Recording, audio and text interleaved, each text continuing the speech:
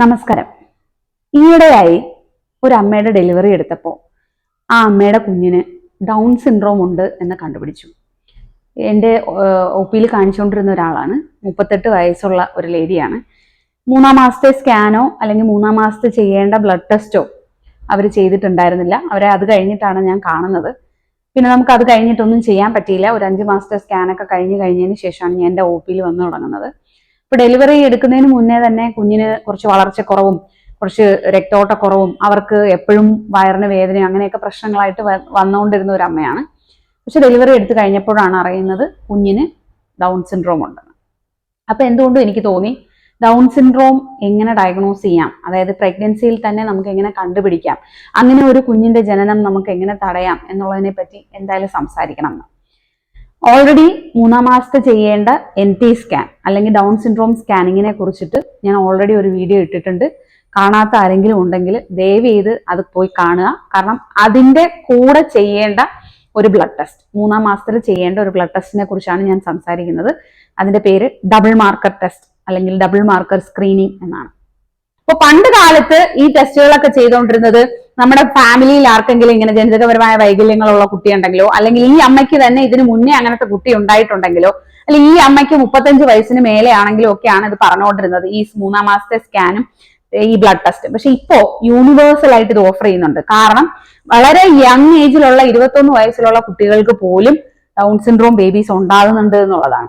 അങ്ങനെ വരുമ്പോ ആ അമ്മ സഫർ ചെയ്യുക അല്ലെങ്കിൽ ആ കുട്ടി സഫർ ചെയ്യുക എന്ന് പറയുന്നത് ഇറ്റ് മീൻസ് എ ലോട്ട്. അത് ആ അമ്മയ്ക്കും ആ കുഞ്ഞിനും മാത്രമേ പറഞ്ഞാൽ മനസ്സിലാവുള്ളൂ. എത്രത്തോളം കെയർഫുൾ ആയിട്ട് നോക്കിയെടുത്താലാണ് ആ കുഞ്ഞിനെ നമുക്ക് കുറച്ചുകൂടെ മുന്നോട്ട് കൊണ്ടുപോകാൻ പറ്റുക എന്നുള്ളതെന്ന് അറിയില്ല.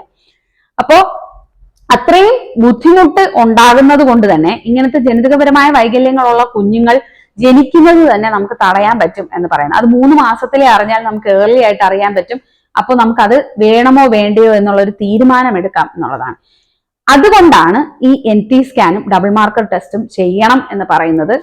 അപ്പൊ NT സ്കാൻ നമ്മൾ 3-ാം മാസം ചെയ്യുന്നു. 3-ാം മാസത്തെ സ്കാൻ ചെയ്ത് അറ്റ്ലീസ്റ്റ് വിത്തിൻ 2 ഡേയ്സ് എങ്കിലും നമ്മൾ ഈ ഡബിൾ മാർക്കർ സ്ക്രീനിങ്ങിനുള്ള ബ്ലഡ് ടെസ്റ്റ് കൊടുക്കണം. ഇതൊരു ബ്ലഡ് ടെസ്റ്റ് ആണ്. അമ്മയിൽ നിന്നും രക്തമെടുത്ത് പരിശോധിച്ചിട്ടാണ് ഈ ടെസ്റ്റ് ചെയ്യുന്നത്. ഇതിൽ 2 ഹോർമോണുകൾ, അതായത് ഡബിൾ മാർക്കർ എന്ന് പറയുമ്പോൾ 2 ഹോർമോണുകളാണ് ഇതിൽ മെഷർ ചെയ്യുന്നത്. ഒന്ന് β-HCG, ഒന്ന് പാപ്പേ എന്ന് പറയുന്ന 2 ഹോർമോണുകൾ. ഇത് രണ്ടും പ്ലാസന്റ അഥവാ മറുപിളയിൽ നിന്നും പുറത്തോട്ട് വരുന്ന ഹോർമോണുകളാണ്. ഇതിൽ β-HCG കൂടിയിരിക്കുകയും പാപ്പേ കുറഞ്ഞിരിക്കുകയും ചെയ്യുകയാണ് എന്നുണ്ടെങ്കിൽ ഇതിൽ നമുക്ക് പ്രശ്നങ്ങൾ കണ്ടുപിടിച്ച് തുടങ്ങാം. അവിടെ തന്നെ ഇഷ്യൂസ് ഉണ്ടായി തുടങ്ങുന്നു എന്നുള്ളതാണ്. β-HCG കൂടുതലായി വന്നു കഴിഞ്ഞാൽ ഡൗൺ സിൻഡ്രോം ബേബീസ് ആവാനുള്ള സാധ്യത കൂടുതലാണ്. പാപ്പേ കുറഞ്ഞു വന്നു കഴിഞ്ഞാൽ, അതായത് β-HCG നോർമലി കൂടി വരിക എന്ന് പറഞ്ഞാൽ 2.5 മോം. നമ്മൾ മൾട്ടിപ്പിൾസ് ഓഫ് മീഡിയൻ നമ്മൾ റിസൾട്ട് നോക്കുമ്പോൾ, ഡബിൾ മാർക്കറിന്റെ റിസൾട്ട് നോക്കുമ്പോൾ നിങ്ങൾക്ക് മനസ്സിലാവും MOM എന്ന് പറഞ്ഞിട്ടാണ് അതിന്റെ റിസൾട്ട് വരിക. ഈ β-HCGയുടെയും പാപ്പയുടെയും അടുത്ത് റിസൾട്ട് വരിക. 2.5 മോമിൽ കൂടുതലാണെങ്കിൽ അതിന്റെ അർത്ഥം β-HCG കൂടുതലാണ് എന്നാണ്. പാപ്പേ എന്ന് പറയുന്നത് 0.415, അതാണ് നോർമൽ. 0.4 എന്ന് നമുക്ക് എടുക്കാം. 0.4 മോംസിൽ താഴെയാണ് പാപ്പേ എങ്കിൽ അങ്ങനെയുള്ള കുഞ്ഞുങ്ങൾക്ക് ജനിതകപരമായ വൈകല്യങ്ങൾ ഉണ്ടാകാം. അതിന് പുറമെ എന്തൊക്കെ പ്രശ്നങ്ങൾ ഉണ്ടാകാം? കുഞ്ഞിന് ഗ്രോത്ത് കുറവുണ്ടാകാം. ഫ്യൂച്ചറിൽ ഫ്രണ്ടിലോട്ട് വരുമ്പോൾ കുഞ്ഞിന് ഗ്രോത്ത് കുറവുണ്ടാകാം. നേരത്തെ തന്നെ അമ്മയ്ക്ക് BP വരാം. നേരത്തെ തന്നെ പെയിൻ വരാനുള്ള സാധ്യതയുണ്ട്. ഉള്ളിൽ വെച്ച് കുഞ്ഞ് മരിച്ചു പോകാനുള്ള സാധ്യത വരെ ഉള്ള പ്രഡിക്ഷൻ തരുന്ന ഒരു സാധനമാണ് ഈ പാപ്പേ എന്ന് പറയുന്നത്. 100% അത് പാപ്പേ ലോ ആണെങ്കിൽ എന്തായാലും എന്റെ കുഞ്ഞ് മരിച്ചു പോകും, അങ്ങനെ അല്ല. ഒബ്സ്റ്ററ്റീഷ്യൻ അഥവാ ഗൈനക്കോളജിസ്റ്റിന് കുറച്ചുകൂടെ കെയർഫുൾ ആയിട്ട് ആ അമ്മയെ നോക്കാനുള്ള ഒരു പ്രഡിക്ഷൻ തരുന്ന, അതായത് ഇങ്ങനെയൊക്കെ പ്രശ്നങ്ങൾ ഉണ്ടാകാം, നമ്മൾ കുറച്ചുകൂടെ സൂക്ഷിച്ച് ഫ്രണ്ടിലോട്ട് പോകണം എന്ന് ചിന്തിക്കാനുള്ള ഒരു ഭാഗമാണ് അത്. അപ്പൊ പാപ്പേ ലോ ആയിട്ടുള്ളവർ എന്ത് ചെയ്യണം? നമ്മൾ ഇക്കോസ്പ്രിൻ എന്ന് പറഞ്ഞ ഒരു ഗുളിക നേരത്തെ സ്റ്റാർട്ട് ചെയ്യും. അതുപോലെ തന്നെ അമ്മയ്ക്ക് കുറച്ചുകൂടെ ഫുഡിൽ ശ്രദ്ധിക്കാം. കാരണം കുഞ്ഞിന് വെയിറ്റ് കുറയാതിരിക്കാൻ വേണ്ടിയിട്ട് കുറച്ചുകൂടെ പ്രോട്ടീൻ കൂടുതലുള്ള ആഹാരം എടുക്കാം.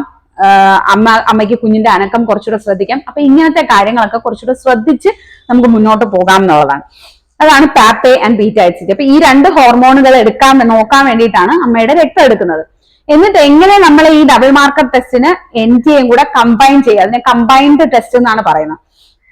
NT സ്കാനില് നമ്മൾ കുഞ്ഞിന്റെ കഴുത്തിന് ബാക്കിലുള്ള നീർക്കെട്ടിന്റെ അളവ് അതെടുക്കുന്നു. അത് 2 രണ്ട് മില്ലിമീറ്റർ അല്ലെങ്കിൽ 2.5 മില്ലിമീറ്ററിന് താഴെ നിൽക്കണം. അതൊന്ന്. മൂക്കില് എല്ല് നല്ലതായിട്ട് കാണാമോ, അത് ഓസിഫൈഡ് ആണോ എന്ന് നോക്കുന്നു. പ്ലസ് 3-ാം മാസത്തെ സ്കാനിൽ വേറെ പലരും നോക്കുന്നുണ്ട്. അതായത് യൂട്രസിലേക്കുള്ള രക്തോട്ടം എങ്ങനെയാണ്, കുഞ്ഞിന്റെ തലച്ചോറിലേക്കുള്ള രക്തോട്ടം, ഇതൊക്കെ കുറച്ച് കാര്യങ്ങൾ, ഹാർട്ടിലോട്ടുള്ള രക്തോട്ടം എങ്ങനെയാണെന്നൊക്കെ നോക്കുന്നുണ്ട്.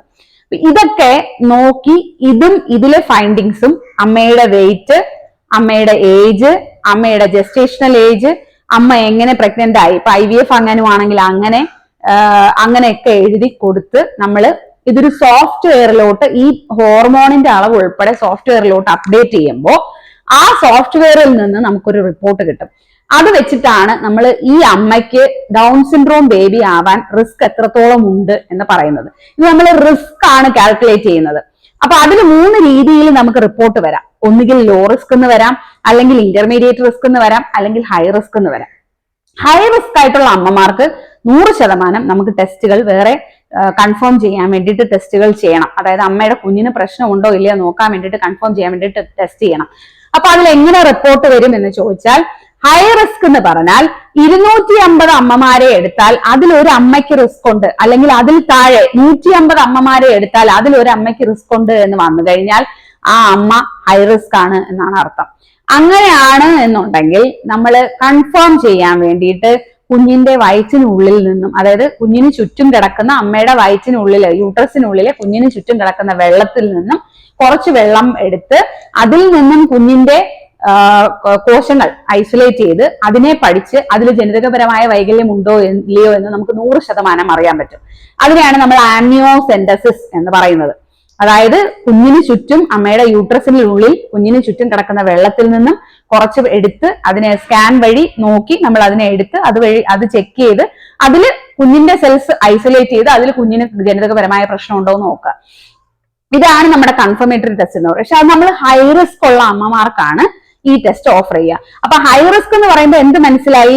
ഇതേ വയസ്സിലുള്ള, ഇതേ ബോഡി വെയിറ്റ് ഉള്ള, ഇപ്പൊ 13 ആഴ്ച ഉള്ള ഒരു അമ്മയ്ക്ക് ഇപ്പൊ ഇത്ര അമ്മമാരെ എടുത്താൽ, 150 അമ്മമാരെ എടുത്താൽ അതിൽ ഒരു അമ്മയ്ക്ക് റിസ്ക് വരാനുള്ള, ആ ഡൗൺസ് ബേബി ആവാനുള്ള സാധ്യതയുണ്ട്. അപ്പോ അത് ഈ അമ്മയും ആകാം, ഞാൻ കണ്ടുകൊണ്ടിരിക്കുന്ന അമ്മയും ആകാം. അതുകൊണ്ടാണ് ഞാൻ അതിന് ഡെഫിനറ്റ് ആയിട്ട് ഒരു ടെസ്റ്റ് ചെയ്യണം എന്ന് ആ അമ്മയുടെ അടുത്ത് പറയുന്നത്.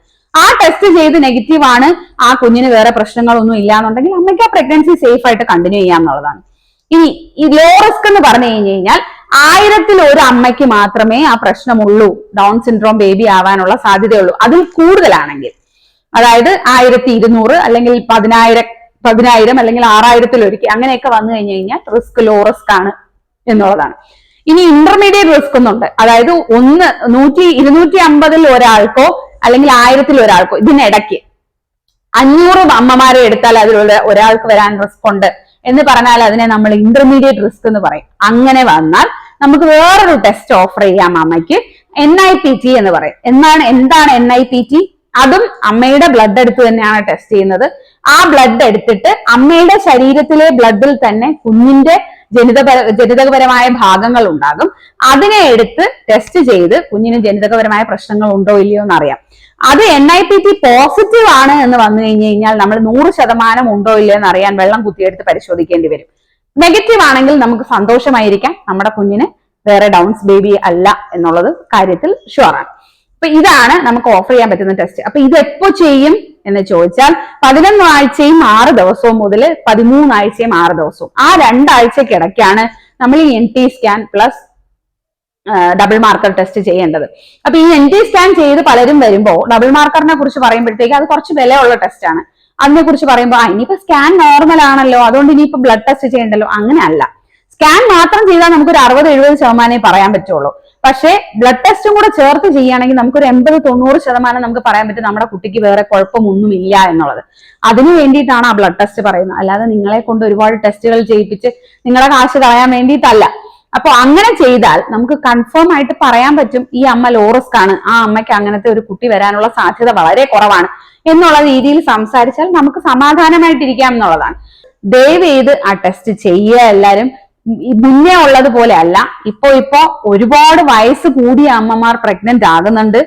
ഏജ് കൂടുന്തോറും, അമ്മയുടെ ഏജ് കൂടുന്തോറും കുഞ്ഞിന് ജനിതകപരമായ വൈകല്യങ്ങൾ വരാനുള്ള സാധ്യത കൂടുതലാണ്. അതുകൊണ്ട് തന്നെ അത് എത്രയും നല്ല രീതിയിൽ, അതായത് 3-ാം മാസത്തെ സ്കാൻ ആ കൃത്യം ടൈമിൽ ചെയ്യുകയും അത് ചെയ്തതിന്റെ കൂടെ തന്നെ ഡബിൾ മാർക്കറിന്റെ ടെസ്റ്റും കൊടുക്കാനുള്ള ഇത് നിങ്ങൾ കാണിക്കണം. അത് ഇനി മുന്നോട്ട് പോകുമ്പോൾ എല്ലാവർക്കും കമ്പൽസറി ആയിട്ട് പറയും. ചിലർ പറയും ഇത് വേണോ വേണ്ടയോ, അങ്ങനല്ല. നിങ്ങൾക്ക് നല്ലത് എന്നുള്ളതാണ് ഡോക്ടർ പറഞ്ഞു തരുന്നത് എന്നുള്ളത് നിങ്ങൾ ചിന്തിക്കുക. നന്ദി, നമസ്കാരം.